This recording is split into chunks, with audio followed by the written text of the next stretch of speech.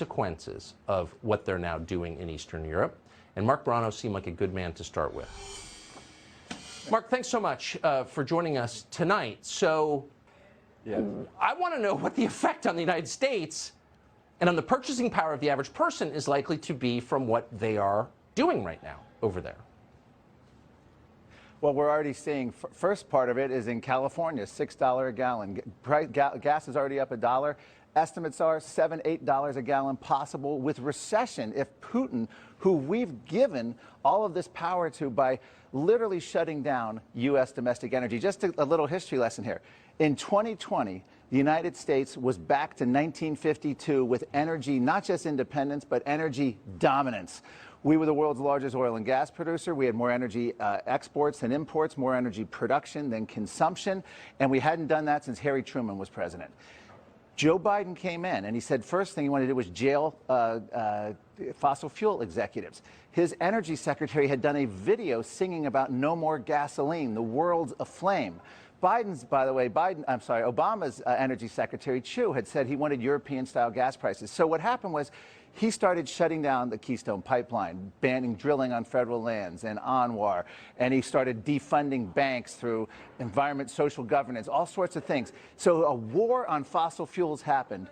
We are now in a much, much weaker position 1 year into this administration to where now Vladimir Putin is the direct beneficiary of all this. And think about it, you can't keep Europe out of this. Europe is many years ahead of their version of a disastrous Green New Deal.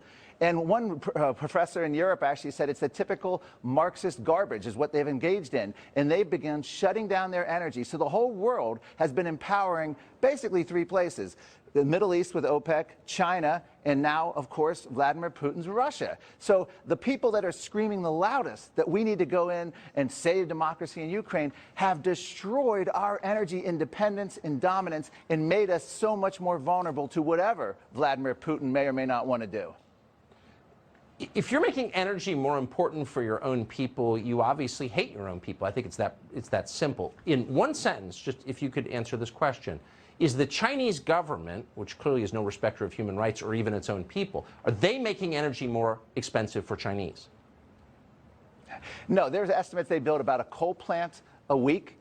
They're about 50% of the world's coal production. They laugh at all of these, restrictions and everyone else, but they're supplying most of our solar panels in the United States. So what's happened?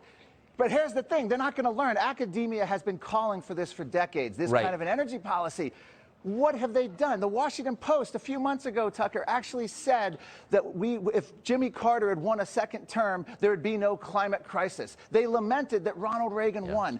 To the academia and media elites, Jimmy Carter's first term was a model, and that's what they want to do, and that's what we're facing here with... And by the way, John Kerry wants to have an urgent climate summit. He announced that on Monday. In the midst of all of this, he believes climate is the greatest threat. Their energy policy is the greatest national security threat we face.